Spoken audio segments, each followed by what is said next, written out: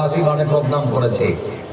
তো তার পার্শ্ববর্তী আরেকটা প্রোগ্রাম আছে, আমার মনসুর ভাই বলে আমার মেমারি মাদ্রাসার এক ছাত্র, মানে সহপাঠী আর কি।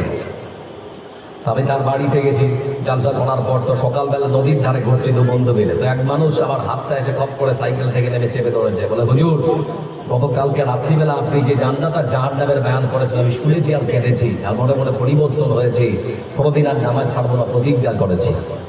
তো জানতে চাইলাম হুজুর আছে কোথায়? তো আমাকে বলা হলো মনসুর ভাইয়ের বাড়ি। তা আমি যখন আসলাম তো আমাকে আবার বলা হচ্ছে যে নদীর ধারে ঘুরছে, তো হুজুর আমার জন্য একটু খাস করে দোয়া করে দেবেন।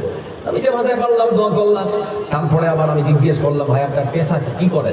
তো উনি বলছেন যে নদীর ধারে ছিল আমার বাবার প্রায় ৭-৮ বিঘা জমি, ভয় হচ্ছিল কখন কেটে যাবে, সেই জন্য জমিগুলো বিক্রি করে যা টাকা হয়েছিল সব ব্যাংকে রেখেছি, ওখান থেকে প্রতি মাসে প্রায় একটা মোটা টাকা পাই, ওটা দিয়ে আমার সংসার চলে। তো আমি তখন বলছি, ভাই ওটা তো সুদ, সুদের ভয়ঙ্কর পরিণাম জানেন যারা সুদি কারবার করে? আল্লাহ রাব্বুল আলামিন তিনি বলেছেন বিহারবিন বিনাল্লাহি ওয়া রাসূলিহি, ওরা যেন আমার সঙ্গে যুদ্ধ করার জন্য, আমার এবং আমার রাসূলের সঙ্গে যুদ্ধ করার জন্য যেন প্রস্তুত হয়ে যায়। যারা সুদি কারবার করে এদের জন্য সব থেকে ছোট পাপ কি জানেন? নিজের মাকে সে যেন বিবাহ করলো। এই কথাটা আরো কড়া ভাষায় বলতে পারলাম, কিন্তু সহজ করে বললাম, নিজের মাকে 20 সন্তান যেন বিবাহ করলো। যারা সুদি লেনদেন করে এদের জন্য আর একটা শাস্তি।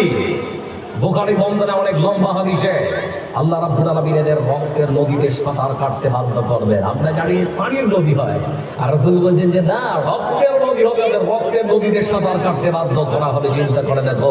এজন্য বন্ধু আমার, আল্লাহ রাব্বুল আলামিন তিনি বলছেন সুদি কারবার বন্ধ করে দাও, যারা সুদের লাভ্যাংশ খাও তোমরা ছেড়ে দাও, তাহলে আমি আল্লাহ আমার সঙ্গে যুদ্ধ করার জন্য তোমরা প্রস্তুতি হয়ে যাও।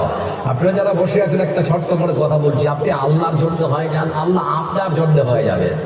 আপনি শুধুমাত্র আল্লাহর জন্য হয়ে যান,